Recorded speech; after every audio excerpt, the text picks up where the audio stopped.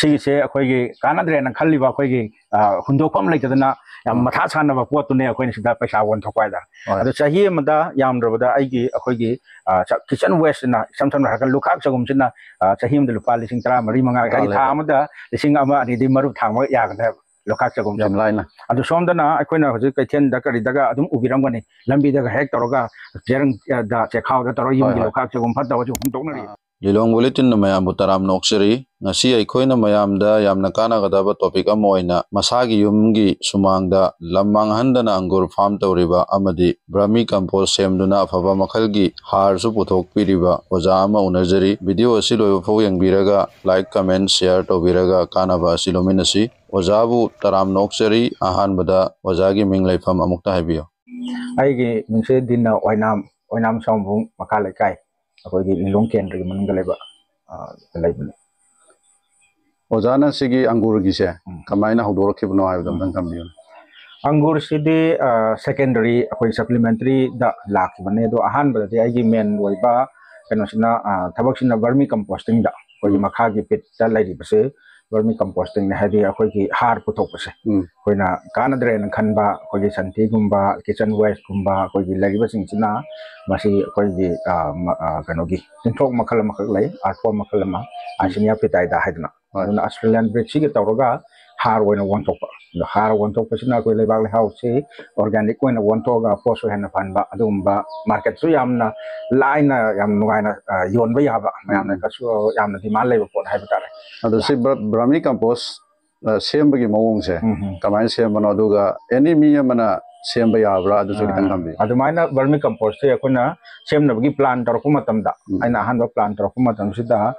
मखागी पिटसी सारगा मथकी space कमाना utilise तौगदगेन खलपा मतमदा गसाइगे अंगूर की पोच से हाफकिबल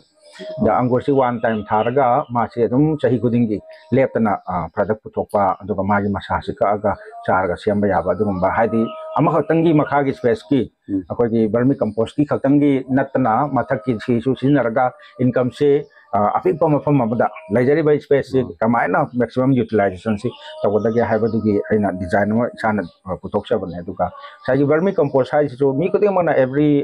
पर्सन एनी पर्सन सु तौबा याबा अदुगा इराइ लाइना सु ngसाइगी रॉ मटेरियल सु फंगबा मार्केट सु यामना लाइबा याम नुगाइबा कोन करने अदुगा याम सु लुदबा कैसु थोइना लुबसु नते अदुगा मतम याम कंज्यूम तौबा अदुगा लेबर यामना चंगबा लेबर इंटेंसिविटी याम वांग पोर्शन नते अदुना आइना तौजरी से ngसाइगी यामना वादना अदे याम लाइना अदुगा याम नुगाइना युमदगी मपान थोक्तबिदा याम युमगी थोंगाल वांग लांदबिदा इसागी युमगे अकोइबदा दुम पैसा से लेपतना दुम थोकबा याबा पोटम आइना डिजाइन अम पुथोकबा मॉडल अम पुथोकसब अंगूर थाबसिदा चौराकपा एस्टिमेशन ओइना काय हानि खितंग इनिशियल स्टेज द पैसा खितंग पुथोकबा दरकार लेब्रा दो क्या मुक चौराकपा दरकार लेगे हबदन अंगूर से कोइना थाबगी कमर्शियल ओइना थाबा अकोइगी खरा पाक्सन थाबसिंगिना खरा तोंगान खरे अदुगा युमदा कोइना खरा लाइजबा स्पेस तवदी मसी almost zero investment गुमन हाइबदी चारागी पोचे आइगोंडगी लौरगदी only 50 rupees कतने चारा लुपा यांखैगी से थाग्रकांदा मतंग जहिदगी पानवा दुम हौदरिने अदुगा मागी थाब मतमदा ओनली वर्मी कंपोस्ट गुंबा देन अतै नेम खलै गुंबा करिकरा खरा हाबदु लुपा चनी चहुम सी थादग्रगा मतंग चही अमनेगी मतंग दि मा चही अमदा लुपा यामद्रबदा लिसिंग निफु यांखैजे हेक्ता फंगबा याबा पोट अम ओइ भाइदार हाइबदी मसा करिकरा से कागा कोना ट्रेनिंग पीगनेबा अदुना अंगूर की मतंग अनिसे मसागी मतंग अनिसे लुपा यांखैदा अखोइना चार सेमकाना योलिना हारी पोच सही खुदिंगी अदुम कक्की मथंग सहीदा चोंकलकपदो अदु अंगूर पानगु लोर मतुंगदा फेब्रुआरी की मतंगदा प्रूनिंग हाइदना कोई का कांदा मसासे ओनली प्लास्टिक की चेखाव मसासदा लेबा मखरा हापगा अदु मसासे मतंग अनि सी युंगसन की बाइदार मरम मते सिंग खरा चाइबा खोटिबा अदु खक्तने अदुना याम लाइना अंगांग अमना सुइ राइ लाइना तब याबा कैसु लुबा नतबा हाइदार मटेरियल कैसु संगदे अदुना एस्टिमेट की ओइना पल्लगदि अखोइना अंगूर से थाबा मतमदा फुट 10 की गैप थंबा गैप दा हाइदि स्क्वायर दा हाइप तारे अदु बोदा थाबगी कनो कमर्शियली हाइदि फार्मिंग गा तौरगदि अदुगा मफम लाइजदबा सिंगी तौरगदि फॉर एग्जांपल जुंगे खोबदा तौसे हारगदि थाबा या मफुंदु थाबिरगा मथकि स्पेस तुदि कोइना अदुम पता इदबन हाइदारे अदु मथक त कोइना चलनिंग मफम दा चटपा याबा ꯑꯗꯨꯒ ꯀꯅꯥꯒꯨꯝꯕꯅ ꯉꯁꯥꯏꯒꯤ ꯑꯪꯒꯨꯔ ꯊꯥꯔꯒꯗꯤ ꯈꯔ ꯁꯥꯕ ꯈꯣꯠꯄ ꯌꯥꯝꯅ ꯀꯣꯛ ꯑꯃ ꯉꯁꯥꯏꯒꯤ ꯄꯩꯁꯥ ꯆꯪꯉꯤ ꯅꯠꯇ꯭ꯔꯒ ꯀꯩꯅꯣꯃ ꯆꯪꯉꯤ ꯈꯣꯠꯂꯦꯅ ꯇꯧꯕꯗꯣ ꯑꯩꯈꯣꯏꯅ ꯈꯔ ꯁꯥꯕꯗ ꯄꯩꯁꯥ ꯆꯪꯍꯟꯗꯦ ꯈꯨꯗꯝ ꯑꯣꯏꯅ ꯑꯩꯒꯤ ꯇꯧꯔꯤꯕ ꯄꯣꯠꯁꯤꯗꯤ ꯃꯈꯥꯒꯤ ꯊꯕꯛꯁꯤꯒꯤ ꯑꯣꯏꯅ ꯃꯊꯛꯇ ꯑꯗꯨꯝ ꯈꯜꯂꯒ ꯁꯥꯔ ꯂꯩꯖꯕ ꯄꯣꯠ ꯑꯣꯏꯕꯅꯤꯅ ꯑꯗꯨꯗ ꯃꯗꯨꯒꯤ ꯃꯅꯨꯡꯗ ꯌꯨꯇꯤꯂꯥꯏꯖ ꯇꯧꯕꯒꯤ ꯋꯥꯅꯤ ꯑꯗꯨ ꯀꯔꯤꯒꯨꯝꯕ ꯀꯅꯥꯒꯨꯝꯕ ꯑꯃꯅ ꯑꯪꯒꯨꯔꯁꯤ ꯊꯥꯅꯤꯡꯉꯒꯗꯤ ꯉꯁꯥꯏꯒꯤ ꯄꯩꯁꯥ ꯆꯪꯗꯅ ꯈꯔꯗꯨ ꯄꯥꯛꯁꯟꯅ ꯁꯥꯗꯕꯤꯗ ꯑꯩꯈꯣꯏꯅ ꯑꯣꯟꯂꯤ ꯄꯣꯜ ꯑꯃ ꯌꯨꯡꯉꯒ ꯃꯥꯒꯤ ꯀꯩꯅꯣꯁꯤ ꯇꯤꯡꯉꯒ ꯇꯧꯕ ꯌꯥꯕ ꯑꯗꯨꯒ ꯎꯒꯨꯝꯅ ꯍꯣꯜꯂꯒ ꯃꯁꯥ ꯃꯔꯣꯏꯁꯤ ꯃꯔꯤꯁꯤ ꯌꯥꯝ ꯆꯠꯍꯟꯗꯅ ꯃꯥꯒꯤ ꯑꯪꯒꯨꯔꯅ ꯌꯣꯝꯃꯒ ꯄꯥꯜꯍꯟꯕ ꯍꯥꯏꯇꯥꯔꯦ ꯑꯗꯨꯒꯤ ꯗꯤꯖꯥꯏꯟ ꯂꯩꯕ ꯃꯔꯤꯗꯨ ꯅꯠꯇꯦꯗꯅ ꯑꯪꯒꯨꯔ ꯃꯅꯥꯗꯨ ꯅꯠꯇꯦꯕ ꯑꯩꯈꯣꯏꯅ ꯌꯣꯟꯗꯧꯔꯤꯁꯦ ꯑꯗꯨꯅ ꯑꯪꯒꯨꯔꯗꯨ ꯃꯥꯒꯤ ꯃꯔꯤꯗꯨ ꯌꯥꯝ ꯆꯠꯍꯟꯗꯕꯤꯗ ꯃꯥꯁꯤ ꯑꯪꯒꯨꯔꯁꯤꯅ ꯌꯣꯝꯅ ꯌꯣꯝꯅ ꯄꯥꯜꯍꯟꯕꯒꯤ ꯑꯗꯨꯒꯤ ꯇꯦꯛꯅꯤꯛ ꯑꯗꯨꯒꯨꯝꯕ ꯇꯦꯛꯅꯣꯂꯣꯖꯤ ꯍꯥꯏꯇꯥꯔꯦ ꯃꯦꯊꯠꯇꯨ ꯂꯩ ꯑꯗꯨꯃꯥꯏꯅ ꯇꯧꯏ ꯑꯗꯣ ꯍꯧꯖꯤꯛ ꯑꯩꯅ ꯈꯪꯖꯅꯤꯡꯉꯤꯁꯤꯅ ꯑꯃꯨꯛ ꯑꯪꯒꯨꯔꯒꯤ ꯃꯔꯨꯁꯦ ꯁꯤꯗꯒꯤ ꯊꯥꯕꯒ ꯑꯗꯒꯤ ꯃꯥꯒꯤ ꯃꯁꯥ ꯀꯛꯑꯀꯥꯟꯗ ꯊꯥꯕꯁꯤꯒ ꯑꯅꯤꯁꯤꯒꯤ ꯈꯦꯠꯅꯕꯁꯦ ꯀꯃꯥꯏꯅ ꯇꯧꯒꯦ ꯑꯗꯨꯒ ꯄꯥꯟꯕ ꯊꯨꯕꯁꯦ ꯃꯔꯨꯗꯩ ꯊꯥꯕꯅ ꯍꯦꯟꯕ꯭ꯔꯥ ꯑꯗꯨꯒ ꯑꯩꯈꯣꯏꯒꯤ ꯁꯤꯅ ꯁꯤꯗꯂꯦꯁ ꯑꯣꯏꯕ maru yaudaba variety dune masi akhoi kano oina masagi oina adum masadagi thabadune do sit ki yauba adugum masi kya su pamna de market ta do khoi gi seedless oibne aduna pan bagi matam de khoina next year da adum mapan sarakan ado akoina thabagi mong adegi de maintain tawbagi mong du chummagadi akhoi gi adum mathang chahidagi ma yamna panraga su magi pambi gi size gi matungina khadi product pangani but chahi ani 2 to 3 years ki manung sida akoina fajan maintain tawbiragadi mapung phaba magi production laibo oigan chahi amada karakti pare chahi da one time never sometimes marakta magi khara kare hani akoi maitel londa hairon gan haiwi mo kaji kaji panu su ya adu di just ka akoi gi maming pal akana khara ni parbo ya bana te ado haifet akoi sigi lairibe style se ꯊꯥꯕꯒꯤ ꯑꯃꯁꯨꯡ ꯍꯧꯖꯤꯛ ꯍꯧꯖꯤꯛ ꯄꯥꯜꯂꯤꯕ ꯃꯥꯒꯤ designing ꯁꯦ ꯑꯝꯇꯪ ꯌꯦꯡꯃꯤꯟꯅꯁꯦ ꯍꯣꯏ ꯍꯣꯏ ꯌꯥꯏ ꯃꯁꯥꯁꯤ ꯑꯩꯈꯣꯏꯒꯤ ꯁꯤꯁꯤ ꯑꯅꯧꯕ ꯆꯣꯡꯉꯛꯄꯅꯦꯕ ꯍꯟꯗꯛꯀꯤ ꯍꯧꯖꯤꯛ ꯄꯥꯜꯂꯤꯁꯤꯗ ꯑꯪꯒꯨꯔ ꯄꯥꯜꯂꯤꯗꯅꯀꯣ ꯄꯥꯜꯂꯤꯁꯦ ꯁꯤꯒꯤꯁꯦ ꯑꯅꯧꯕ ꯆꯣꯡꯉꯛꯄꯅꯤ ꯃꯃꯥꯡꯗ ꯁꯤꯗ ꯀꯛꯈꯤꯕꯒꯤ ꯃꯐꯝ ꯂꯩꯔꯦ ꯈꯨꯗꯝ ꯑꯣꯏꯅ ꯁꯤꯗ ꯃꯃꯥꯡꯒꯤꯁꯤꯗ ꯀꯛꯈꯤꯕꯒꯤ ꯃꯐꯝ ꯂꯩꯔꯦ ꯍꯥꯏꯔꯤꯕ ꯁꯤꯒꯤꯁꯦ ꯃꯊꯪꯒꯤ ꯀꯩꯅꯣꯗ ꯑꯩꯈꯣꯏꯒꯤ ꯁꯤꯒꯤ ꯃꯊꯪꯒꯤ ꯐꯦꯕ꯭ꯔꯨꯋꯥꯔꯤꯗ ꯑꯃꯨꯛꯀ ꯁꯤ ꯍꯟꯗꯛ ꯄꯥꯜꯂꯅꯤ ꯖꯨꯟ ꯖꯨꯂꯥꯏꯗ ꯑꯩꯈꯣꯏ ꯃꯥꯒꯤ ꯍꯥꯔꯚꯦꯁꯇꯤꯡ ꯃꯍꯩꯁꯤ ꯂꯣꯏꯔꯅꯤ ꯑꯗꯨꯒ ꯃꯁꯤ ꯑꯗꯨꯃꯛ ꯊꯝꯕꯤꯔꯒ ꯑꯩꯈꯣꯏꯒꯤ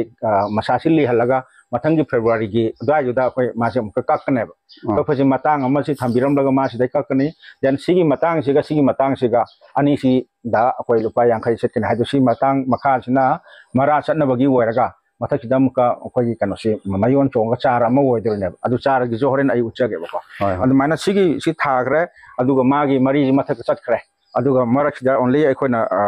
ꯀꯩꯅꯣꯒꯤ ꯍꯥꯔꯁꯦ ꯁꯣꯝꯗꯒꯤ ꯑꯩꯅ ꯕꯔꯃꯤ ꯀꯝꯄꯣꯁꯠꯀꯤ ꯃꯍꯤ ꯁꯣꯝꯗ ꯂꯥꯛꯏꯁꯦ ꯁꯤ ꯈꯔ ꯑꯗꯨꯝ ꯍꯩꯕꯤꯕ ꯈꯛꯇꯅꯦ ꯑꯍꯦꯟꯕ ꯃꯄꯥꯟꯗꯒꯤ ꯇꯣꯉꯥꯟꯕ ꯂꯩꯔꯨꯕ ꯍꯥꯔ ꯅꯠꯇꯦ ꯁꯤ ꯕꯔꯃꯤ ꯀꯝꯄꯣꯁꯠꯀꯤ ꯃꯍꯤꯅꯤ ꯁꯣꯝꯗ ꯕꯔꯃꯤ ꯀꯝꯄꯣꯁꯠ ꯇꯧꯕꯒꯤ ꯀꯩꯅꯣꯁꯦ ꯁꯤꯒꯤ ꯃꯍꯤꯁꯦ ꯑꯃꯨꯛ ꯁꯣꯝ ꯁꯨꯀꯠꯍꯟꯗꯣꯏꯔꯥ ꯅꯠꯇ꯭ꯔꯒ ꯇꯣꯉꯥꯟꯅ ꯑꯃꯨꯛ ꯈꯔ ꯍꯩꯕꯤꯕ ꯍꯥꯏꯇꯥꯔꯦ ꯀꯜꯂꯒ ꯍꯩꯕꯤꯕ ꯑꯗꯨ ꯁꯤꯒꯤ ꯄꯦꯠꯀꯤ ꯃꯈꯥꯁꯤ ꯍꯣꯔꯤꯕꯅꯦꯕ ꯑꯗꯤ ꯃꯈꯥꯗꯤ ꯑꯩꯈꯣꯏꯁꯦ ꯀꯩꯅꯣ ꯀꯟꯀ꯭ꯔꯤꯠ ꯑꯣꯏꯍꯟꯗ꯭ꯔꯦꯕ ꯁꯤ ꯃꯍꯤꯁꯤꯅ ꯁꯣꯝꯗꯩ ꯂꯥꯛꯇꯣꯏꯔꯥ ꯁꯣꯝꯗꯒꯤ ꯂꯥꯛꯄ ꯁꯣꯝꯗꯒꯤ ꯃꯈꯥꯗ ꯐꯤꯜꯇꯔ ꯇꯧꯔꯒ ꯃꯈꯥꯒꯤ ꯐꯤꯜꯇꯔ ꯇꯧꯔꯒ ꯁꯤ ꯃꯉꯣꯟꯗ ꯑꯃꯨꯛ ꯍꯩꯕꯤꯕ ꯍꯥꯏꯗꯤ ꯁꯤꯁꯦ ꯑꯩꯅ ꯑꯗꯨꯝ ꯑꯇꯣꯞꯄ ꯄꯣꯠꯇꯁꯨ ꯁꯤꯖꯤꯟꯅꯩ ꯕꯠ ꯃꯥꯒꯤꯁꯨ ꯑꯣꯏꯅ ꯏꯅꯛ ꯅꯛꯄꯗꯒꯤ ꯑꯗꯨꯝ ꯐꯪꯕꯗꯣ ꯑꯗꯣ ꯑꯒꯦꯟ ꯁꯤꯗ ꯂꯩꯔꯤꯁꯤꯅ ꯑꯩ ꯑꯇꯣꯞꯄ ꯑꯥꯏꯗꯤꯌꯥ ꯑꯃꯇꯪꯒ ꯃꯌꯥꯝꯁꯨ ꯄꯤꯅꯤꯡꯕ ꯍꯥꯏꯇꯥꯔꯦ ꯁꯤꯒꯤꯁꯦ ꯀꯩꯅꯣꯅꯦ ꯉꯁꯥꯏ ꯀꯤꯆꯟ ꯋꯦꯁꯇꯣ ꯑꯗꯩ ꯌꯦꯟꯁꯥꯡ ꯅꯥꯄꯤ ꯁꯦꯝꯃꯛꯄꯒꯤ ꯈꯣꯠꯂꯛꯄ ꯑꯁꯣꯝꯗꯁꯨ ꯑꯩ ꯂꯩꯔꯝꯕꯅꯦ ꯑꯗꯨ ꯎꯠꯆꯒꯦꯕꯀꯣ ꯌꯦꯟꯁꯥꯡ ꯅꯥꯄꯤ ꯁꯦꯝꯈꯤꯕꯒꯤ ꯀꯩꯅꯣ ꯑꯔꯦꯝꯕ ꯑꯗꯩ ꯆꯥꯛꯈꯨꯝꯒꯤ ꯀꯔꯤ ꯀꯔꯥ ꯍꯥꯏꯗꯤ ꯏꯁꯝ ꯁꯝꯅ ꯍꯥꯏꯔꯀꯥꯟꯗ ꯂꯨꯈꯥꯛ ꯆꯒꯨꯝꯒꯨꯝꯕ ꯀꯔꯤꯒꯨꯝꯕꯁꯦ ꯑꯩꯈꯣꯏꯅ ꯁ꯭ꯇꯣꯛꯀꯤꯡ ꯐꯖꯅ ꯇꯧꯕꯤꯔꯀꯥꯟꯗ ꯃꯥꯁꯦ ꯑꯩꯈꯣꯏꯅ ꯑꯗꯨꯝ ꯊꯝꯕꯤꯔꯒ ꯈꯔ ꯄꯠꯊꯔꯒꯨꯝ ꯇꯧꯔꯀꯥꯟꯗ ꯇꯤꯟꯊ꯭ꯔꯣꯛꯁꯦ ꯑꯊ꯭ꯋꯥꯝꯁꯦ ꯍꯥꯞꯄ ꯃꯇꯨꯡꯗ ꯍꯧꯖꯤꯛꯀꯤ ꯕꯔꯃꯤ ꯀꯝꯄꯣꯁटिꯡꯁꯦ ꯍꯥꯞꯄ ꯃꯇꯨꯡꯁꯤꯗ ꯃꯥꯁꯦ ꯑꯗꯨꯝ ꯆꯥꯒꯅꯦꯕ ꯑꯗꯣ ꯁꯤ ꯌꯦꯡꯕꯗ ꯁꯤ ꯂꯩꯕꯥꯛ ꯑꯣꯜꯂꯦꯗꯅ ꯁꯤꯒꯤꯁꯦ ꯑꯩꯈꯣꯏꯒꯤ ꯀꯥꯟꯅꯗ꯭ꯔꯦꯅ ꯈꯜꯂꯤꯕ ꯑꯩꯈꯣꯏꯒꯤ ꯍꯨꯟꯗꯣꯛꯐꯝ ꯂꯩꯇꯗꯅ ꯌꯥꯝ ꯃꯊꯥ ꯁꯥꯟꯅꯕ ꯄꯣꯠꯇꯨꯅꯦ ꯑꯩꯈꯣꯏꯅ ꯁꯤꯗ ꯄꯩꯁꯥ ꯑꯣꯟꯊꯣꯛꯄ ꯍꯥꯏꯇꯥꯔꯦ ꯑꯗꯣ ꯆꯍꯤ ꯑꯃꯗ ꯌꯥꯝꯗ꯭ꯔꯕꯗ ꯑꯩꯈꯣꯏꯒꯤ ꯀꯤꯆꯟ ꯋꯦꯁꯁꯤꯅ ꯏꯁꯝ ꯁꯝꯅ ꯍꯥꯏꯔꯒ ꯂꯨꯈꯥꯛ ꯆꯒꯨꯝꯁꯤꯅ ꯆꯍꯤ ꯑꯃꯗ ꯂꯨꯄꯥ 13,000-14,000 ꯍꯥꯏꯗꯤ ꯊꯥ ꯑꯃꯗ 1,000-1,200 ꯃꯔꯨꯞ ꯊꯥꯡꯕ ꯌꯥꯒꯅꯦꯕ ꯂꯨꯈꯥꯛ ꯆꯒꯨꯝꯁꯦ ꯌꯥꯝ ꯂꯥꯏꯅ ꯑꯗꯣ ꯁꯣꯝꯗꯅ ꯑꯩꯈꯣꯏꯅ ꯍꯧꯖꯤꯛ ꯀꯩꯊꯦꯜꯗ ꯀꯔꯤꯗꯒ ꯑꯗꯨꯝ उबिरंगनी लंबीदगा हेक तौरगा ꯆꯦꯔꯪꯗ ꯆꯦꯈꯥꯎꯗ ꯇꯧꯔꯒ ꯌꯨꯝꯒꯤ ꯂꯨꯈꯥꯛ ꯆꯒꯨꯝ ꯐꯠꯇꯕꯁꯨ ꯍꯨꯟꯗꯣꯛꯅꯔꯤ ꯑꯗꯣ ꯍꯥꯏꯔꯤꯕ ꯄꯣꯠꯁꯦ ꯑꯩꯈꯣꯏꯅ ꯌꯨꯝꯗ ꯑꯗꯨꯝ ꯁꯦꯝꯃꯀꯥꯟꯗ ꯍꯥꯏꯔꯤꯕ ꯄꯣꯠꯁꯦ ꯑꯩꯈꯣꯏꯅ ꯑꯇꯥꯡꯕ ꯀꯦꯖꯤꯗ ꯂꯨꯄꯥ 10-30 ꯄꯤꯔꯤꯕ ꯄꯣꯠꯁꯦ ꯑꯩꯈꯣꯏꯅ ꯁꯤꯗ ꯍꯥꯏꯔꯤꯕ ꯃꯌꯥꯝꯗ ꯃꯣꯠꯍꯟꯒꯗꯕ ꯑꯩꯈꯣꯏꯒꯤ ꯀꯩꯅꯣꯗ ꯏꯟꯚꯥꯏꯔꯟꯃꯦꯟꯇ ꯁꯣꯛꯍꯟꯒꯗꯕ ꯑꯗꯨꯒꯨꯝꯕ ꯃꯌꯥꯝꯁꯤꯒꯤ ꯃꯍꯨꯠꯇ ꯄꯩꯁꯥ ꯑꯣꯏꯅ ꯑꯣꯟꯊꯣꯛꯄ ꯌꯥꯏ ꯍꯥꯏꯕꯁꯦ ꯑꯩꯅ ꯃꯌꯥꯝꯗꯁꯨ ꯑꯦꯛꯖꯥꯝꯄꯜ ꯑꯃ ꯑꯣꯏꯅ ꯑꯗꯨꯝ ꯎꯠꯆꯅꯤꯡꯕ ꯍꯥꯏꯇꯥꯔꯦ ꯁꯤ ꯑꯩꯒꯤ ꯊꯕꯛ ꯑꯣꯏꯅ ꯍꯧꯖꯤꯛ ꯇꯧꯕꯗ ꯎꯠꯂꯤꯕꯁꯤꯅꯤ ꯑꯣꯖꯥꯅ ꯇꯥꯛꯄꯤꯔꯤꯁꯤ ꯌꯥꯝ ꯅꯨꯡꯉꯥꯏꯕ ꯋꯥꯐꯝꯅꯤ ꯍꯥꯏꯗꯤ ꯑꯩꯈꯣꯏꯒꯤ ꯀꯤꯆꯟ ꯋꯦꯁ ꯑꯣꯏꯅ ꯃꯌꯥꯝꯅ ꯆꯥꯕ ꯊꯛꯄꯒꯤ ꯆꯒꯨꯝ ꯍꯥꯏꯇꯥꯔꯦ ꯍꯨꯟꯗꯣꯛꯄꯤꯔꯤꯕ ꯃꯌꯥꯝꯁꯦ ꯂꯐꯣꯏ ꯆꯥꯔꯁꯨ ꯂꯐꯣꯏꯒꯤ ꯃꯀꯨ ꯍꯥꯏꯔꯣ sugum hondokpiri mayam se smaina vermi compost oina semba ya habani sina ꯑꯩꯈꯣꯏꯒꯤ ꯑꯇꯣꯞꯄ ꯁꯤꯟꯗ ꯑꯪꯒꯨꯔ ꯈꯛꯀꯤ ꯅꯠꯇ꯭ꯔꯒꯁꯨ ꯑꯇꯣꯞꯄ ꯄꯣꯠꯇꯁꯨ ꯑꯗꯨꯝ ꯁꯤꯟꯅꯕ ꯌꯥꯕ ꯂꯣꯏꯅꯃꯛꯀꯤꯅꯦ ꯁꯤꯗ ꯍꯥꯏꯗꯤ ꯄꯣꯠ ꯆꯩ ꯊꯥꯕ ꯈꯣꯠꯄ ꯇꯧꯔꯤꯕ ꯃꯌꯥꯝꯁꯦ ꯑꯗꯨ ꯁꯤꯅ ꯕꯔꯃꯤ ꯀꯝꯄꯣꯁꯀꯤ ꯃꯈꯥꯒꯤꯁꯦ ꯑꯩꯈꯣꯏ ꯁꯤꯒꯤꯁꯦ ꯑꯥꯔꯠꯋꯥꯝ ꯀꯩꯗꯧꯕꯗꯨꯔꯥ ꯌꯥꯎꯔꯤꯕ ꯁꯤ ꯕꯔꯃꯤ ꯀꯝꯄꯣꯁꯀꯤ ꯀꯩꯅꯣꯅꯦ ꯆꯥꯔꯒ ꯑꯗꯨꯝ ꯂꯩꯗꯣꯏꯅꯦ ꯃꯣꯏꯁꯦ ꯁꯤ ꯑꯥꯔꯠꯋꯥꯝꯁꯦ ꯑꯃꯗ ꯂꯨꯄꯥ ꯄꯤꯌꯦꯕꯀꯣ ꯀꯩꯅꯣꯗꯒꯤ ꯑꯁꯇ꯭ꯔꯦꯂꯤꯌꯥꯟꯒꯤ ꯕ꯭ꯔꯦꯗꯅꯦ ꯃꯣꯏꯁꯦ ꯑꯗꯨꯝ ꯆꯥꯔꯒ ꯂꯩꯗꯣꯏꯅꯦ ꯑꯩꯅ ꯁꯤꯅ ꯃꯁꯥꯁꯨ ꯀꯣꯛꯍꯟꯅꯕ ꯍꯥꯏꯗꯅ ꯑꯗꯨꯒ ꯑꯩꯈꯣꯏꯅ ꯊꯑꯣꯏꯅ ꯁꯦꯕꯥ ꯑꯍꯦꯟꯕ ꯌꯥꯝ ꯑꯀꯟꯕ ꯇꯧꯅꯤꯡꯉꯥꯏ ꯂꯩꯇꯦ ꯃꯉꯣꯟꯗ ꯍꯥꯏꯕꯗꯤ ꯃꯥꯗꯤ ꯑꯗꯨꯝ ꯆꯥꯔꯒ ꯃꯣꯏꯅ ꯑꯗꯨꯝ ꯂꯩꯗꯅ ꯅꯣꯡꯃꯒꯤ ꯃꯆꯤꯟꯖꯥꯛ ꯊꯥꯗꯅ ꯑꯗꯒꯤꯗꯤ ꯏꯁꯤꯡ ꯊꯥꯗꯅ ꯈꯣꯠꯇꯅ ꯑꯗꯩ ꯑꯇꯩ ꯖꯤꯕ ꯄꯥꯟꯕ ꯑꯇꯩ ꯉꯥꯅꯨ ꯌꯦꯟ ꯉꯥꯅꯨ ꯌꯣꯛꯄ ꯃꯇꯝ ꯁꯥ ꯁꯟ ꯌꯣꯛꯄ ꯃꯇꯝꯗꯗꯤ ꯑꯋꯥꯕ ꯑꯣꯏꯗꯕꯗꯣ ꯁꯤꯅ ꯀꯩꯁꯨ ꯑꯣꯏꯗ꯭ꯔꯦꯕꯀꯣ ꯁꯤꯅꯤ ꯃꯔꯛꯇ ꯑꯗꯨꯝ ꯑꯩꯈꯣꯏꯅ ꯑꯪꯒꯨꯔꯁꯤ ꯍꯥꯞꯄꯒ ꯃꯊꯛꯀꯤ ꯁ꯭ꯄꯦꯁꯇꯨ ꯁꯤꯖꯤꯟꯅꯕ ꯁ꯭ꯋꯥꯏꯗꯒ ꯄꯥꯜꯂꯤꯕ ꯁ꯭ꯋꯥꯏꯗꯒ ꯂꯩꯔꯤꯕ ꯃꯌꯥꯝꯁꯦ ꯍꯟꯗꯛꯀꯤ ꯀꯩꯅꯣꯅꯤ ꯑꯗꯣ ꯁꯤꯗ ꯉꯁꯥꯏꯒꯤ ꯇꯨꯞꯁꯤ ꯀꯛꯈꯤꯕꯒꯤ ꯁꯤ ꯂꯩꯔꯤꯁꯦ ꯑꯗꯣ ꯍꯟꯗꯛꯀꯤ ꯀꯩꯅꯣꯁꯤꯗ ꯅꯧꯅ ꯆꯣꯡꯉꯛꯄ ꯉꯥꯛꯇꯅꯦ ꯌꯦꯡꯕꯤꯌꯨ ꯑꯁꯤꯗ ꯑꯁꯪꯕ ꯍꯟꯗꯛꯀꯤ ꯀꯩꯅꯣ ꯂꯩꯔꯤꯁꯦ ꯅꯧꯅ ꯆꯣꯡꯉꯛꯄ ꯉꯥꯛꯇꯅꯦ ꯑꯗꯣ ꯀꯅꯥꯒꯨꯝꯕꯅ ꯈꯪꯗꯗꯅ ꯑꯪꯒꯨꯔꯁꯦ ꯊꯥꯔꯒ ꯃꯁꯥꯒ ꯃꯇꯦꯛ ꯑꯃꯒ ꯀꯛꯀꯦꯒ ꯍꯥꯏꯔꯨꯔꯗꯤ ꯃꯣꯏ ꯁꯥꯎꯒꯅꯦꯕ ꯍꯥꯏꯗꯤ ꯃꯁꯥ ꯀꯛꯈ꯭ꯔꯗꯤ ꯀꯗꯥꯏꯗꯅꯣ ꯑꯩꯈꯣꯏꯗꯤ ꯄꯨꯔꯥ ꯇꯨꯝ ꯇꯦꯡꯅ ꯀꯛꯊꯣꯛꯇꯣꯏꯅꯦ ꯃꯔꯨ ꯀꯣꯛꯊꯣꯛꯀꯅꯦꯕ ꯑꯗꯣ ꯃꯥꯏ ꯀꯛꯄꯩ ꯇꯥꯏꯃꯤꯡꯁꯤꯗꯤ ꯑꯗꯨ ꯑꯩ ꯉꯁꯥꯏ ꯃꯔꯛꯇ ꯑꯗꯨꯝ ꯍꯥꯏꯖꯈꯤꯕꯗꯣ ꯀꯩꯅꯣꯅꯦ ꯐꯦꯕ꯭ꯔꯨꯋꯥꯔꯤꯒꯤ ꯇꯥꯏꯃꯤꯡꯁꯤ ꯕꯦꯁꯠ ꯑꯣꯏꯕ ꯐꯦꯕ꯭ꯔꯨꯋꯥꯔꯤꯒꯤ ꯐꯥꯔꯁꯠ ꯋꯤꯛ ꯁꯦꯀꯦꯟ ꯋꯤꯛ ꯁ꯭ꯋꯥꯏꯁꯦ ꯑꯗꯨꯒ ꯌꯥꯝꯅ ꯉꯟꯅ ꯀꯛꯑꯒꯁꯨ ꯐꯕ ꯋꯥꯠꯂꯦ ꯑꯗꯨꯒ ꯌꯥꯝ ꯊꯦꯡꯅ ꯀꯛꯄꯗꯗꯤ ꯍꯥꯏꯗꯤ ꯃꯥꯔꯆꯀꯤ ꯁ꯭ꯋꯥꯏꯁꯤꯗꯗꯤ ꯃꯥꯁꯤ ꯃꯌꯣꯟ ꯆꯣꯡꯉꯒ ꯃꯁꯥ ꯑꯅꯧꯕ ꯆꯣꯡꯉꯛꯄꯁꯤꯗ ꯃꯄꯥꯟꯒꯤ ꯂꯣꯏꯅꯅ ꯑꯗꯨꯝ ꯆꯣꯡꯉꯛꯀꯗꯣꯏꯅꯦ and within 10-15 days or 20 days ma adum mapung phana hanagi mong du jar launa dum sandokhineba adu sina vermi compost gi harvesting torokwa songi kana sidagi akoina masi mathak mathak tai lokhalaga adum makha sida adum kummaga chatkidune mathak ki saruk sime jor ore na lokali sise yes okay adu sigi sina mukai wa da sina ba songi nasai gi kari du sina doira nate sigi je akoi nikthoga market te yole sina ba yona bane ba kg da lupa kun gi mana koina thai sidagi okay adu di sida ngasai gi mahi ma lakibado mahi ma filter do do sidagi mahi oido na sida every pit ke koina amam hapise amna kan matai da amam hapise magi filter sidi ising koina hek chaira kholaga tabuduna vermi wash ka adu moi kana duna adu sigi ma taxi ma dum hapa yare hadi sai kitchen waste to sida sai kitchen dagi lafu bana adai si yanjang sem gi pocha ina dum kakthala dum thada gi ba kaktrasu adai sumang thelong da khoi ge kana leiba napi singdokwa khotpa any organic matter biodegradable matter se koina sum hapsan graba si je koina horen layer ma santina hapkani sigi mathak da aduga muka maji decompose hon gi neba adi man mahanga sigi hapki bene ketang le cheng halaga koina dum hapkraga kaimta disturbance lai roeba adu everything mose dum decompose over soil well like so amanga soy haba karimda pata oi driver aduna khoi decompose on bada microorganisms plus earthworm duna vermicompost ki kan da wan gi bata si masu loisala ina si je sigi pitchima mathak tagi adumana nga sagi lokala lakpadana loisala ina ba adu magi sigi loi khra matung da aroi bala yar sida magi artworm se lai doni da adu amu artworm se phado ga naw mo phom adu gi artworm do lokala ga na to somna kan ha naw mo ha mathak da mo ha adu gi cycle do sagi adumana mathak tagi makha bo ung toroga sijina mathang somna mo ha pa do na adu handak naw na sigi se sina naw ne ba sigi ja asdagi lokala ga sta tin hap ka lai mathak ki saruk se chatho halaga makha da sum kum gi bane ba adu sigi asdagi lokala ko saruk tu ne sa yauri se adi loiram loi pat da bakra se yaurga sigi makha da hoji sina direct santhi le se santhi je khoi home delivery tawre hoji santhi so yumda santhi se laibra kamai da laibane ai usiwa dagi muslim kangu lai ai tin adun moina mahoi gi price ti kamai price kana da kari haya 407 number da 5-6,000 dumaina kana gi matungina as per quality hai tar adu moina dum si hapsan birame adu aina si mathak ta habaga si kupsan bane boras na kup kar daune adu ga dum lengdana thamduna moi dum hapta ma tha khayam le kan ga dum arwaiba compost wall ba poto adu lakhalaga dum mathang dum kumgeba likewise mana dum torkane ba adu ojana habi be matungina sigi angur gi pambi je hoi sida tonga nahar saibai darkar oidleba sida leiba vermi compost gi leiba posi gi mahi si chukhalan bane ba hoi mongona dum haibi ba hai tare amdila kuja or masi aina ising da ting balai ada ising da tinga ga muka kana se aduna masida koi managa phajari basi sangi ba kholi ba phajana tawri chai chemical gi am tanate sai gi sigi organic portion ꯑꯗꯣ ꯁꯤꯒꯤ ꯃꯊꯛꯇ ꯌꯥꯍꯜꯂꯤꯕ ꯀꯔꯤ ꯃꯌꯥꯝꯁꯦ ꯒꯝꯂꯥ ꯃꯌꯥꯝꯁꯦ ꯁꯤꯅ ꯀꯃꯥꯏꯅ ꯇꯧꯕꯅꯣ ꯁꯤ ꯒꯝꯂꯥꯁꯤ ꯕ꯭ꯂꯦꯛ ꯖꯤꯟꯖꯔ ꯊꯥꯕꯅꯦ ꯑꯗꯣ ꯑꯩꯅ ꯍꯟꯗꯛꯁꯦ ꯍꯥꯔꯚꯦꯁ ꯇꯧꯗꯕꯤꯗ ꯃꯅꯨꯡꯗ ꯑꯗꯨꯝ ꯂꯩꯔꯦ ꯑꯗꯣ ꯀꯩꯅꯣꯅꯦ ꯁꯤꯒꯤ ꯄꯣꯠꯁꯤ ꯑꯩꯒꯤ ꯑꯦꯛꯁꯄ꯭ꯂꯦꯟ ꯑꯝꯇꯪ ꯇꯧꯖꯒꯦꯕꯀꯣ ꯍꯥꯏꯗꯤ ꯚꯔꯃꯤ ꯀꯝꯄꯣꯁ ꯇꯧꯕ ꯀꯥꯟꯗ ꯁꯝꯃꯔꯗꯗꯤ ꯀꯥꯂꯦꯟꯗꯗꯤ ꯃꯥꯁꯤ ꯈꯔ ꯑꯌꯤꯡꯕ ꯗꯔꯀꯥꯔ ꯂꯩꯔꯦ ꯑꯗꯒꯤ ꯅꯤꯡꯊꯝꯊꯥꯗꯅ ꯑꯁꯥꯕ ꯗꯔꯀꯥꯔ ꯂꯩꯔꯦ ꯍꯥꯏꯕꯗꯤ ꯌꯥꯝ ꯏꯪꯕ ꯅꯨꯡꯉꯥꯏꯇꯕ ꯄꯣꯠꯇꯨ ꯀꯩꯅꯣꯗ ꯀꯥꯂꯦꯟꯗ ꯑꯩꯈꯣꯏ ꯀꯔꯤ ꯅꯤꯡꯊꯝꯊꯥꯗ ꯏꯪꯕꯗꯣ ꯃꯥꯅ ꯁꯥꯒꯠꯍꯟꯕꯒꯤ ꯀꯟꯗꯤꯁꯟ ꯑꯃ ꯑꯩꯅ ꯃꯁꯤ ꯇꯦꯝꯄꯔꯦꯆꯔ ꯔꯦꯒꯨꯂꯦꯇꯔꯁꯨ ꯑꯣꯏꯍꯜꯂꯤꯅꯦ ꯑꯪꯒꯨꯔꯒ ꯀꯔꯤꯒ ꯍꯥꯏꯗꯤ ꯏꯆꯝ ꯆꯝꯅ ꯍꯦꯛꯇ ꯕ꯭ꯂꯥꯏꯟꯒꯤ ꯇꯧꯕ ꯅꯠꯇꯦꯕ ꯐꯣꯔ ꯑꯦꯛꯖꯥꯝꯄꯜ ꯀꯩꯅꯣꯁꯦ ꯑꯪꯒꯨꯔꯁꯦ ꯄꯥꯜꯂ ꯍꯧꯖꯤꯛ ꯃꯅꯥ ꯁꯪꯕ ꯍꯧꯔꯛꯄꯁꯦ ꯃꯥꯔꯆꯀꯤ ꯁ꯭ꯋꯥꯏꯗ ꯍꯧꯔꯛꯑꯦ ꯑꯗꯨ ꯃꯥꯔꯆ ꯍꯥꯏꯁꯦ ꯁꯥꯕ ꯍꯧꯒꯠꯂꯛꯄꯗꯣ ꯁꯥꯕ ꯍꯧꯒꯠꯂꯛꯄꯗꯨꯗꯅ ꯃꯅꯥꯁꯤ ꯂꯣꯏꯅ ꯈꯪꯒꯠꯂꯀꯥꯟꯗ ꯃꯥꯅ ꯀꯨꯂꯤꯡ ꯏꯐꯦꯛ ꯑꯃ ꯄꯤꯔꯦ ꯑꯗꯨꯅ ꯀꯗꯥꯏ ꯐꯥꯎꯕ ꯄꯤꯒꯅꯤ ꯍꯥꯏꯔ ꯀꯥꯟꯗ ꯃꯥ ꯑꯣꯛꯇꯣꯕꯔꯒꯤ ꯑꯗꯨꯋꯥꯏꯗꯒꯤ ꯑꯃꯨꯛꯀ ꯐꯣꯜꯁꯦ ꯍꯧꯔꯛꯀꯗꯣꯏꯅꯤ ꯍꯥꯏꯗꯤ ꯃꯅꯥ ꯀꯦꯟꯕ ꯍꯧꯔꯛꯀꯅꯦꯕ ꯗ꯭ꯔꯥꯏ ꯇꯧꯔꯀꯥꯟꯗ ꯑꯪꯒꯨꯔꯒꯤ ꯍꯣꯏ ꯑꯗꯨ ꯑꯣꯏꯗꯤ ꯉꯁꯥꯏꯒꯤ ꯏꯪꯕ ꯍꯧꯔꯛꯄ ꯃꯇꯝꯗ ꯃꯅꯥꯁꯦ ꯑꯃꯨꯛ ꯀꯦꯜꯂꯛꯑꯒ ꯃꯊꯛꯁꯤ ꯍꯥꯡꯍꯜꯂꯝꯅꯤꯅ ꯉꯁꯥꯏꯒꯤ ꯄꯣꯂꯤꯁꯤꯁꯤꯗ ꯁꯟ ꯂꯥꯏꯠꯁꯤ ꯇꯧꯔꯀꯥꯟꯗ ꯁꯥꯔꯛꯑꯅꯤ ꯉꯁꯥꯏꯒꯤ ꯏꯪꯕ ꯃꯇꯝꯗꯨꯅ ꯃꯥꯅ ꯑꯃꯨꯛꯀ ꯁꯥꯍꯜꯂꯛꯑꯅꯤ ꯁꯥꯕ ꯍꯧꯔꯛꯄ ꯃꯇꯝꯗ ꯍꯧꯖꯤꯛ ꯃꯊꯛꯁꯤ ꯑꯁꯤ ꯀꯨꯞꯈ꯭ꯔꯕꯅꯤꯅ ꯀꯩꯅꯣ ꯑꯪꯒꯨꯔ ꯃꯅꯥꯁꯤꯅ ꯀꯨꯞꯈ꯭ꯔꯕꯅꯤꯅ ꯁꯤꯗ ꯑꯩꯈꯣꯏꯒꯤ ꯁꯥꯕꯁꯤ ꯈꯔ ꯏꯪꯉ ꯇꯦꯝꯄꯔꯦꯆꯔ ꯀꯟꯇ꯭ꯔꯣꯜ ꯇꯦꯝꯄꯔꯦꯆꯔ ꯔꯦꯒꯨꯂꯦꯠ ꯇꯧꯍꯟꯕ ꯑꯗꯨꯅ ꯃꯔꯛꯀꯤ ꯌꯥꯜꯂꯤꯕꯁꯦ ꯃꯣꯗꯦꯜꯁꯤ ꯑꯩꯅ ꯁꯤꯗ ꯇꯧꯔꯤꯁꯦ ꯉꯁꯥꯏꯒꯤ ꯁꯤꯒꯤ ꯄꯣꯠꯁꯤꯗ ꯁꯤꯗ ꯄꯣꯠ ꯊꯥꯕ ꯃꯇꯝꯗ ꯉꯁꯥꯏꯒꯤ ꯃꯊꯛꯀꯤ ꯂꯥꯏꯠꯁꯤ ꯀꯩꯅꯣꯁꯤꯅ ꯑꯗꯨꯝ ꯐꯪꯉꯤꯗꯅ ꯔꯨꯐꯁꯦ ꯃꯊꯛꯀꯤ ꯑꯗꯨꯅ ꯐꯪꯉꯤꯗꯅ ꯉꯁꯥꯏꯒꯤ ꯀꯩꯅꯣꯁꯤ ꯑꯣꯏꯕꯅꯤꯅ ꯄꯣꯠꯁꯤ ꯐꯖꯅ ꯑꯗꯨꯝ ꯑꯣꯏꯌꯦꯕꯀꯣ ꯑꯗꯨꯅ ꯁꯤꯗ ꯃꯜꯇꯤ ꯂꯦꯌꯔꯤꯡ ꯐꯥꯔꯃꯤꯡ ꯍꯥꯏꯇꯥꯔꯦ ꯑꯗꯣ ꯁꯤꯒꯤꯁꯦ ꯑꯁꯦꯡꯕꯒꯤꯗꯤ ꯀꯅꯥꯒꯨꯝꯕꯅ ꯑꯩꯈꯣꯏ ꯚꯔꯃꯤ ꯀꯝꯄꯣꯁ ꯇꯧꯔꯗꯤ ꯐꯥꯔꯃꯤꯡꯒꯤ ꯁꯤ ꯁꯔꯨꯛꯁꯤ ꯌꯥꯎꯔꯣꯏꯗꯣꯏꯅꯦꯕ ꯑꯗ ꯑꯩꯅ ꯑꯃꯨꯛꯀ ꯉꯁꯥꯏꯒꯤ ꯁꯤꯒꯤ ꯇꯧꯕꯁꯤꯗ ꯃꯊꯛꯀꯤ ꯍꯥꯡꯉꯤꯕ ꯄꯣꯠꯁꯤꯁꯨ ꯌꯨꯇꯤꯂꯥꯏꯖ ꯇꯧꯍꯧꯕ ꯃꯦꯛꯁꯤꯃꯝ ꯌꯨꯇꯤꯂꯥꯏꯖꯦꯁꯟꯁꯦ ꯁꯤꯗ ꯇꯧꯍꯧꯅꯕꯒꯤ ꯄ꯭ꯂꯥꯟꯅꯤꯡꯅꯦ ꯑꯗꯨꯅ ꯑꯩꯈꯣꯏꯒꯤ ꯃꯅꯤꯄꯨꯔꯁꯤꯗꯤ ꯂꯝꯁꯦ ꯌꯥꯝ ꯄꯤꯛꯄꯅꯦꯕ ꯃꯌꯥꯝꯅ ꯑꯩꯒꯤ ꯏꯪꯈꯣꯜ ꯐꯥꯝ ꯆꯥꯎꯏꯒ ꯍꯥꯏꯁꯤ ꯆꯥꯎꯔꯕꯗ ꯁꯪꯒꯝ ꯑꯃ ꯑꯅꯤ ꯀꯥꯏꯅ ꯐꯥꯝ ꯄꯔꯤꯒ ꯌꯧꯕꯁꯦ ꯑꯗꯨꯅ ꯑꯗꯨꯒꯤ ꯃꯐꯝꯁꯦ ꯑꯩꯈꯣꯏꯅ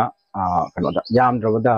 ꯁꯪꯒꯝ ꯑꯃ ꯂꯩꯔꯒꯗꯤ ꯄꯔꯤ ꯑꯃꯒꯤ ꯑꯦꯔꯤꯌꯥꯁꯤ ꯑꯩꯈꯣꯏꯅ ꯑꯣꯟꯊꯣꯛꯄ ꯍꯥꯏꯇꯥꯔꯦ ꯉꯁꯥꯏꯒꯤ ꯃꯜꯇꯤ ꯂꯦꯌꯔꯤꯡꯒꯤ ꯑꯦꯔꯤꯌꯦꯜ ꯁ꯭ꯄꯦꯁꯁꯤ ꯃꯊꯛꯀꯤꯁꯦ ꯁꯤꯖꯤꯟꯅꯔꯀꯥꯟꯗ ꯑꯗꯨꯅ ꯁꯤꯒꯨꯝꯕꯁꯤ ꯇꯧꯔꯀꯥꯟꯗ ꯑꯩꯈꯣꯏꯅ ꯐꯥꯔꯃꯔꯁꯤꯡꯒꯤ ꯃꯥꯒꯤ ꯄ꯭ꯔꯗꯛꯇꯤꯕꯤꯇꯤꯁꯦ ꯄꯣꯠꯊꯣꯛꯁꯦ ꯍꯦꯜꯍꯟꯕ ꯍꯥꯏꯇꯥꯔꯦ ꯂꯨꯄꯥ 50,000 ꯆꯍꯤꯗ ꯐꯪꯉꯝꯕꯗꯣ ꯂꯨꯄꯥ 2,00,000 ꯑꯣꯟꯊꯣꯔꯛꯄ ꯌꯥꯕ then 2,00,000 फंगमदे 9,000 वोंथ आदि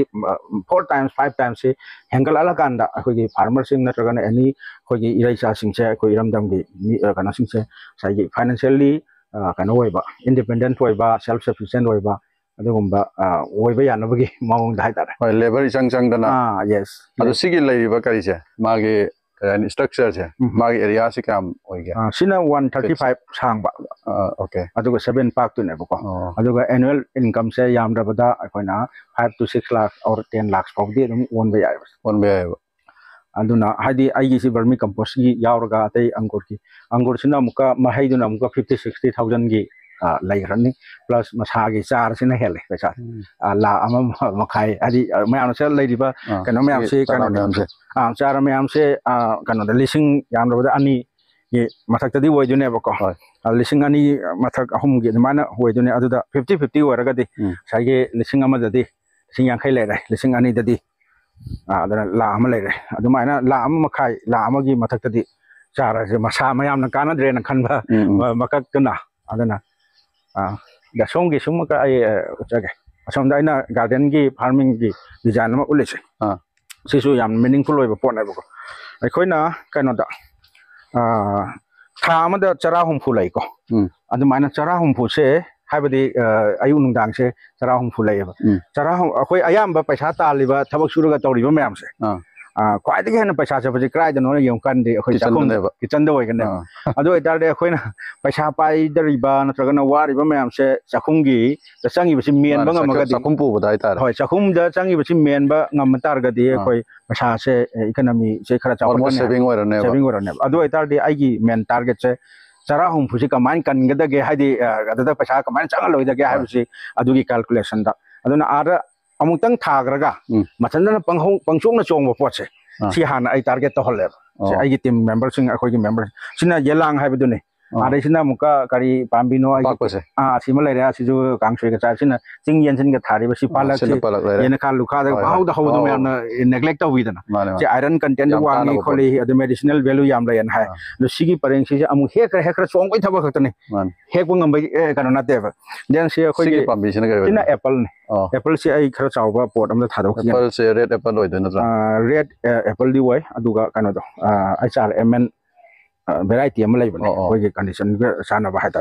ado si si ju man sang na ma lay ba hui khong gan hai ba do se akup se si ma pan charai se ma si mukel aga to da team member sing na purak pone nang po khasin dagi sina khoi ge u kobi ha ge dra khoi na di mai tai kobi ga so hai ne mana chabi se ado si palak si lay re ado si khamen bar masika hai se amutang thagra ga anda dum he ga dum season kra dum chat amgu do sahi ani mukti se ado maina loi ba adagi sina ising tilau ising tilau ha si chongkal akanda magi kana si hekraga amka jo chongkat pi kangbu ne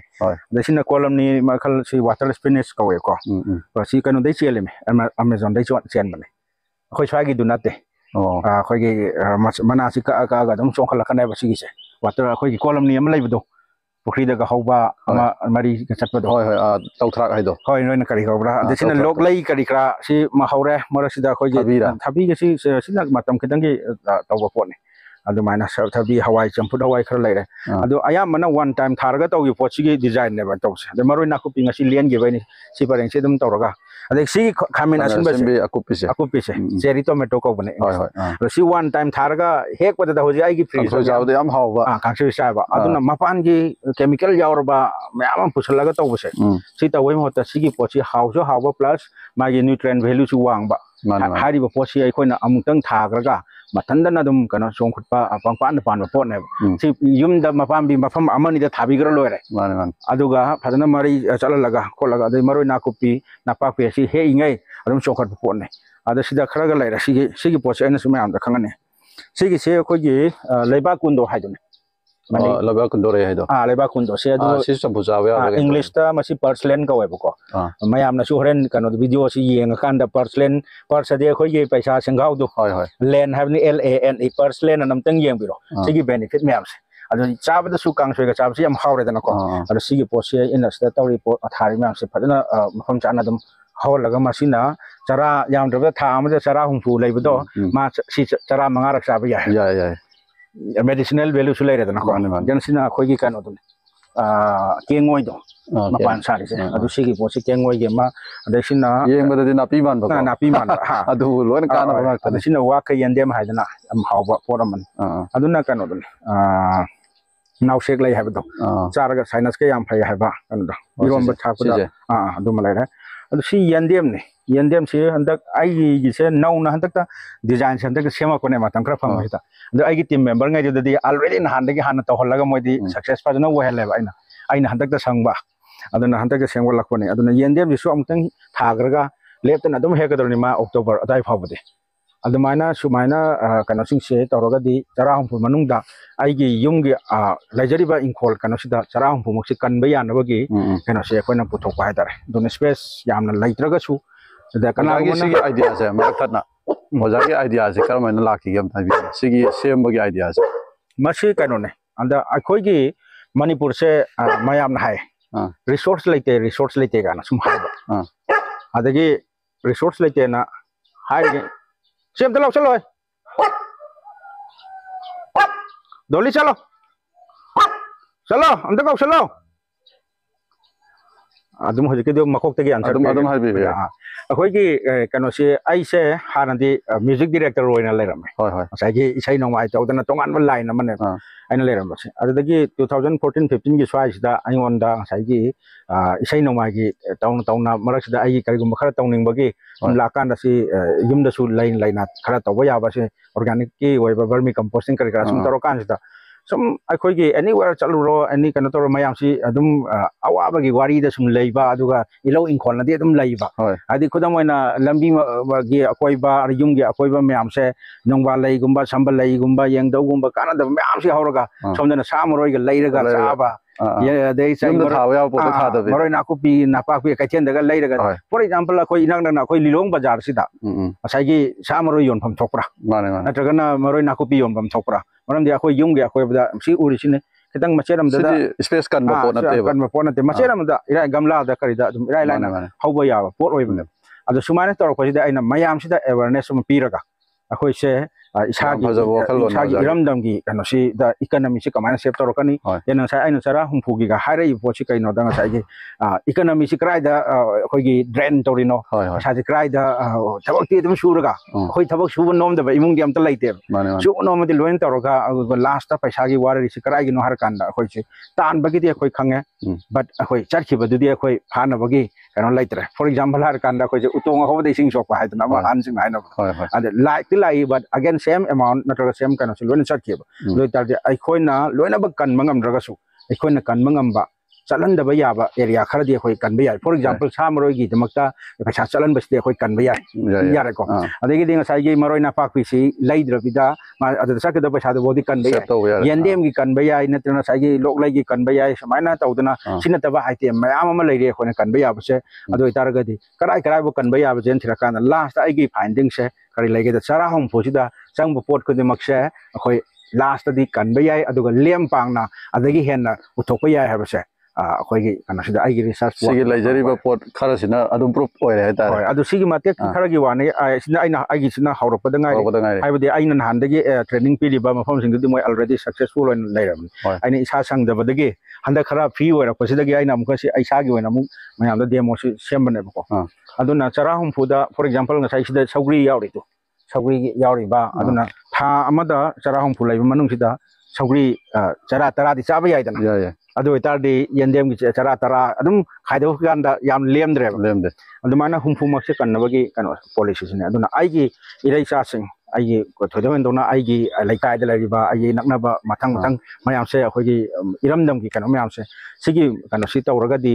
आइना करिगुंबा खरददी contribute तौजरे हैन खंजबा हाइतारे आइगिना मरम ओइरगा करिगुंबा change कितंग पुरक्तना मयामसिना अवनबा पुबिरअगदी अदुना पोट कदिमक्से अखोइना लोइन लैरमबदो लैद्रसु याबा ngai दुदि अखोइ लैदना होनामिनरसि हाबदिना आइगी मेसेज अदन ओके अब नुंगाइरे ngasi ओजागा उनबदगी तोंगान तोंगान बा एंसांग नापीदगी चिंगना हाइदि कमाइना इकोनॉमी ड्रेन तौरि सि कनगनी हाइबा आइडिया दुनि बै रैसा पुनमकना अखोइगी लैजरिबा क्रिएटिविटी सिनरकांदा सिगी बिजनेस से तौब मतमदा वन टाइम इन्वेस्टमेंट दुना लाइफ टाइम इनकम अमा लाकनबगी दमकता यामना कानरबा आइडिया अमखंने ओजाना ngasi अखोइदा शेयर तौबिरिसे ओजाबो हमका हना थगारो फोंदोकसरी लिलोंग बुलेटिन की माइकाइदि लिलोंग बुलेटिन सु यामना चाउना माइ पाकपा मियामदा अफबा पाउजेल पीबीबा अमदि लिलोंग गी केंद्र से चाखटपदा स्पेशली अखोइ लिलोंग केंद्र से अमदि इरमदम से चाखटपदा लिलोंग बुलेटिन की माइकाइदगी अचौबा थौदांग मखाताना लौबंगमबिबा अमदि माइ पाकोइ बिबा ओयु हाइना आइना मयाम मफमदसु थौनेजरे मपुगी मफमदा नेजरे थैंक यू